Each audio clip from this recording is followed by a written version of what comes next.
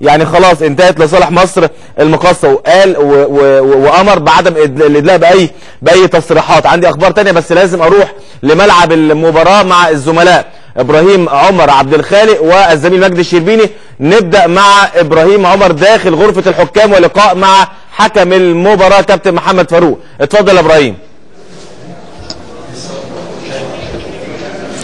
بشكرك زميلي احمد جمال. هنا من داخل الملعب بترو سبورت بالتجمع الخامس معنا الان كابتن محمد فاروق الحكم الدولي وحكم مباراه اليوم ما بين نادي الزمالك ومصر المقاصة. كابتن محمد فاروق برحب بحضرتك على شاشه اون سبورت. في البدايه يعني هسال حضرتك سريعا كده كابتن محمد، اللائحه النهارده بتقول ايه في المباراه لو فريق الزمالك ما جاش؟ لا الاول برحب بيكم بقناه اون سبورت والكابتن مدحت شلبي وضيوفه الكرام كابتن احمد جمال وكل ضيوفه الكرام الموجودين معايا في الاستوديو. لا مش اللائحه اللي بتقول ايه، احنا كل اللي احنا بنعمله اللي احنا بننزل الملعب عادي خالص مفيش اي مشكله بالنسبه لنا، وبننتظر 20 دقيقه من وقت المباراه. مجرد ما بتعدي 20 دقيقه انا بصفر وبكتب تقريري، واللي بعد كده لائحه لجنه المسابقات بتقول اللائحه بتقول ايه.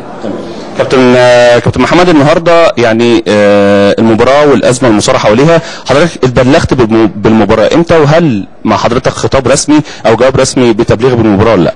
لا اولا احنا مش بنتبلغ بخطاب رسمي، لا اتبلغت من احنا بنوضح بس لا اتبلغت من لجنه الحكام الرئيسيه يوم الجمعه مساء يوم الجمعه.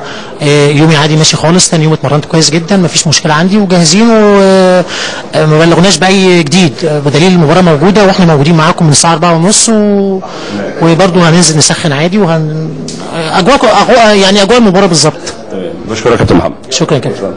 ده كان لقاءنا مع كابتن محمد فاروق الحكم الدولي وحكم مباراه اليوم ما بين الزمالك والمقاصة، وعوده سريعه الى استاد مصر.